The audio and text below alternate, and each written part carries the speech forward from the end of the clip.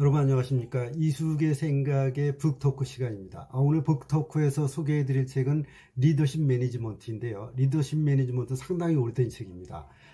이 PD가 이제 상당히 오래전에 읽었던 책인데요. 이 책의 작가는 마커스 버킹엄과 커트 코프만이 저술을 했습니다. 그 주된 내용을 말씀드려 보겠습니다. 리더십을 구성하는 요인이 무엇이 있느냐, 이런 것입니다. 세 가지가 있는데, 첫 번째는 이제 일에 대한 것입니다. 기술이죠. 그 다음에 두 번째는 지식, 논리지입니다. 그러니까 리더십으로서 전해주거나 코칭해 줄 수 있는 것이 기술이거나 논리지, 지식이거나, 마지막 세 번째가 이제 바로 그 재능에 대한 부분입니다. 재능은 이제 탤런트라고 하지요.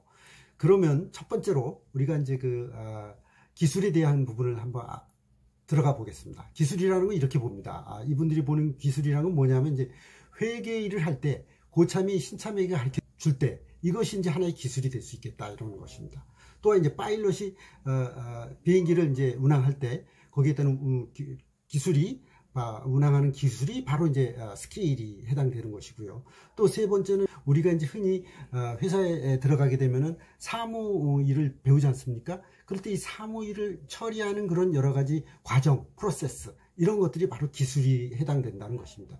뭐 이외에도 뭐 수많은 일이 있을 수 있고, 제조업에 들어가서 어떤 업무 과정을 하는 만들기 과정이라든가 메이킹하는 과정, 이런 것들이 모두 이제 기술에 해당된다고 봅니다.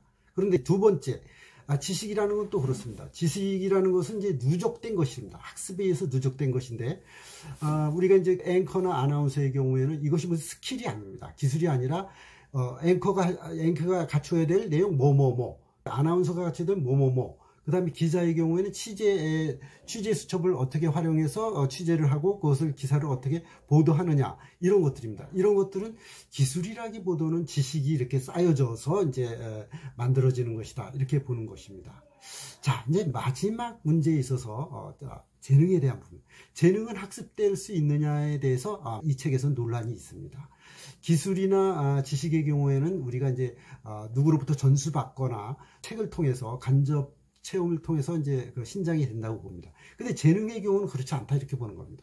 가령 예를 들어서 회계 일을 하는 경우에 회계사들의 경우에는 남들보다 숫자를 보는 능력이 뛰어나답니다. 그래서 계산 능력이나 그런 것이 뛰어난다는 차이가 있고, 두 번째, 음악하는 사람들의 경우에는 가령 코드를 만들거나 게이름에 의해서 코드를 만들거나 연주를 할 때 보면은 이것은 기존에 가지고 있는 지식이나 어떤 스킬의 문제가 아니라 선천적으로 타고나는 문제라고 보는 것입니다. 우리가 이제 사원들의 경우에, 매장에 나가 있는 사원들의 경우에 우리 친절 교육을 많이 시킵니다. 그런데 친절 교육으로 만들어진 스킬적인 친절은 한계가 있다는 겁니다. 사람과 사람 간의 대화를 한다거나 어떤 고객을 설득시킬 때 아주 뛰어난 마케터들의 경우는 재능이 있었다는 것입니다. 그렇기 때문에 거기서 성공한다는 겁니다.